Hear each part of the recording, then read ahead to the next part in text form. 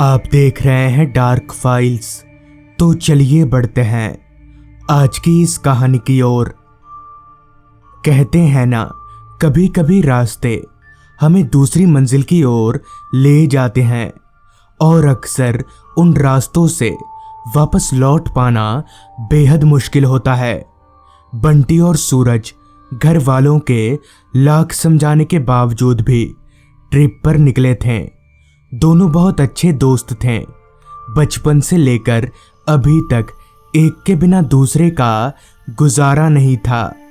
खैर, आने वाले खतरे से अनजान दोनों दोस्त आगे बढ़े जा रहे थे। रात काफी हो चुकी थी और रास्ता जंगल का था। उनकी गाड़ी के अलावा दूर दूर तक और कोई गाड़ी नजर नहीं आ रही थी। सूरज कार चला रहा था और बंटी उसके बगल वाली सीट पर बैठकर बाहर घने अंधेरे को देख रहा था। तभी खिड़की से बाहर देखते हुए बंटी सूरज से बोला, कितना डरावना जंगल है यार, कार थोड़ा स्पीड में चला। इस पर सूरज बोला, डर क्यों रहा है तू? मैं हूं ना, कुछ नहीं होने दूंगा तुझे। इतना बोलकर एक दफा सूरज ने भी रास्ते के किनारे जंगलों को अच्छे से देखा तो सच में जंगल कुछ ज्यादा ही डरावने लग रहे थे। लिहाजा सूरज ने कार की रफ्तार बढ़ा दी। कार अपनी पूरी रफ्तार से रास्ते पर सरपट दौड़ रही थी। सूरज अभी कार चला ही रहा था कि तभी उसकी नज़र आसमान पर गई। मौसम ने अपना रुख बदल लिया था। थोड़ी देर पहले तक जिस आसमान में तारे टिमटिमा रहे थे, वहीं अब काले बादलों की गिरफ्त में था। वो दोनों दोस्त अभी बिगड़ते मौसम को देख ही रहे थे कि तभी रास्ते पर सरपट दौड़ती उनकी कार अचानक से बंद पड़ गई। कार को ऐसे बंद होता देख सूरज ने सही वक्त पर गाड़ी को रोड के एक साइड में कर लिया। सूरज ने गाड़ी रीस्टार्ट करने के लिए चाबी घुमाई, लेकिन कोई फायदा नहीं हुआ। जैसे कार किसी थके हुए शरीर की तरह बिस्तर में पड़ गई हो। जब चाबी घुमाने से भी बात नहीं बनी तो बंटी बोला, यार ये गाड़ी को क्या हो गया? अब भाई कहीं हमने घर वालों की बात ना मानकर गलती तो नहीं कर दी? इस पर सूरज ने जवाब दिया, क्या फालतू बात बोल रहा है तू? सिर्फ कार ही तो बंद पड़ी है, मैं बाहर निकल कर देखता हूँ। इतना बोलकर बाहर जाने के लिए सूरज ने अभी गाड़ी का दरवाजा खोला ही था। इतने में ही बहुत तेज बारिश शुरू हो गई। सूरज ने फट से गाड़ी का दरवाजा बंद कर लिया। कहीं ना कहीं अब वो दोनों फंस चुके थे। सूरज लगातार कार के अंदर से ही इंजन स्टार्ट करने के लिए कोशिश कर रहा था, मगर हर बार वो नाकाम साबित हो रहा था। बारिश अब और भी तेज हो चुकी थी। कार में बहुत वक्त गुजार लेने के बाद भी जब बारिश नहीं रुकी, तब सूरज कार के अंदर से एक बार बाहर के माहौल का जायजा लिया। हालांकि अंधेरा बहुत होने की वजह से कुछ भी साफ नहीं था, मगर बीच बीच में चमकती बिजली की रोशनी में सूरज ने देखा कि उससे कुछ ही दूरी पर एक पुराना सा घर है। उस घर को देखकर सूरज बंटी से बोला, यार वो देख, वहाँ एक घर है, चल जाकर देखते हैं, शायद कोई मदद मिल जाए। इस पर बंटी बोला, क्यों जाना है, कार में ही बैठते हैं ना, बारिश रुक जाएगी थोड़ी देर में। वैसे भी उस घर में जाना ठीक नहीं होगा। इस पर सूरज बोला, अभी तू पागल है क्या, जाकर देखते हैं। आखिरकार सूरज की जिद के आगे बंटी को झुकना ही पड़ा और वो दोनों कार से नीचे उतरकर भींगते भींगते उस पुराने से खंडर हो चुके घर की ओर दौड़ने लगे। उस घर के दरवाजे पर पहुंचकर बंटी ने दरवाज़ा पीटा, मगर ये क्या, बंटी के हाथ मारने से दरवाज़ा अपने आप ही खुल गया। शायद पहले से ही खुला हुआ होगा। ये सोचकर वो दोनों घर के अंदर दाखिल हो गए।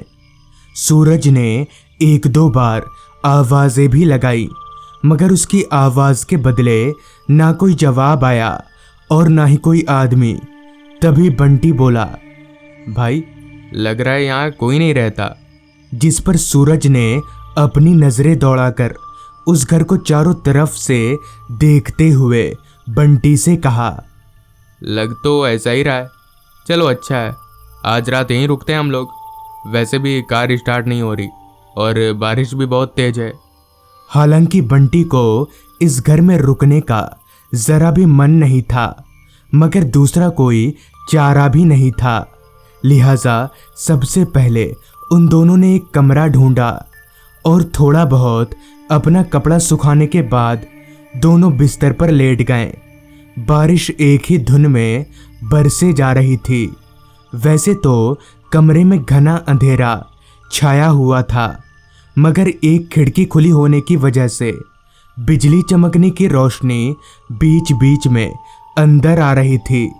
सूरज सोने की बहुत कोशिश कर रहा था, मगर सो नहीं पा रहा था। पता नहीं क्यों बार बार सूरज को कुछ अजीब सा महसूस हो रहा था, जैसे उन दोनों के अलावा वहां कोई ना होकर भी है। और लाख कोशिशों के बावजूद भी जब सूरज की आंख नहीं लगी, तब वो बिस्तर पर से उठकर बैठा। उसने अपनी फोन की फ्लैशलाइट जलाई तो बंटी सो चुका था। सूरज पलंग पर से नीचे उतरा और खिड़की के पास जाकर बाहर देखने लगा। चारों तरफ सिर्फ घना जंगल था। सूरज की कार बारिश में भीग रही थी। खिड़की पर खड़े खड़े सूरज अभी बाहर देख ही रहा था कि तभी उसके कानों में एक जोरदार आवाज ने दस्तक दिया, जैसे कोई किसी लकड़ी की चीज पर चोट कर रहा हो।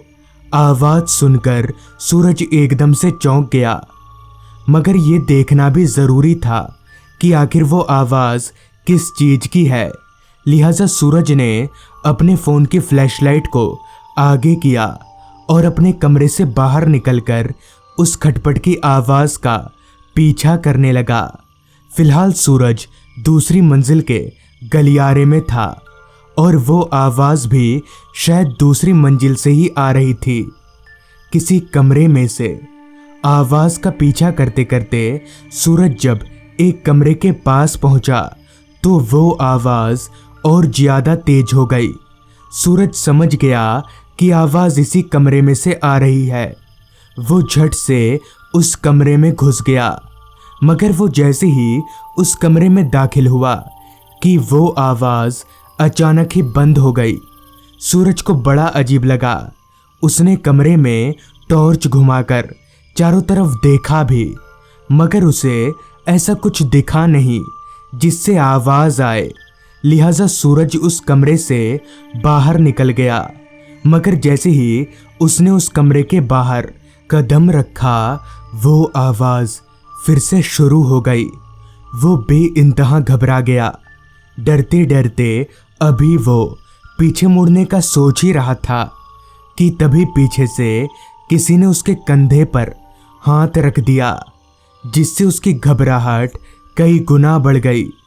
उसकी इतनी भी हिम्मत नहीं हो रही थी कि वो पीछे पलटकर देख सके, मगर तभी पीछे से एक आवाज आई, सूरज क्या हुआ, तू यहाँ क्यों आ गया?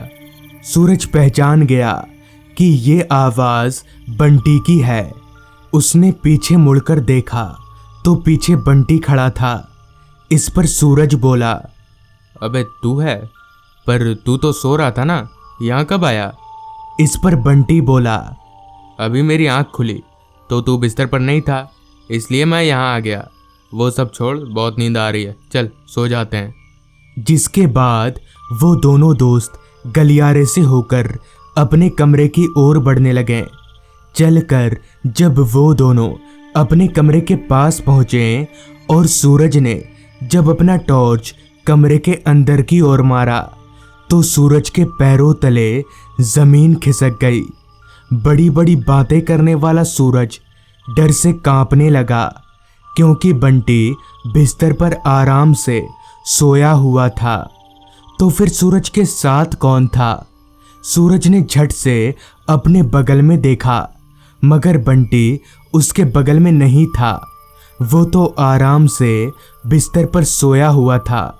सूरज समझ गया कि जरूर दाल में कुछ काला है, लिहाजा सूरज भागकर बंटी के पास गया और उसे सारी बात बता दी। सारी बात सुनकर अब तक नींद से जाग चुका बंटी ने कहा, मैंने तो पहले ही कहा था नहीं रुकते यहाँ पर, चल वापस कार में, निकल यहाँ से।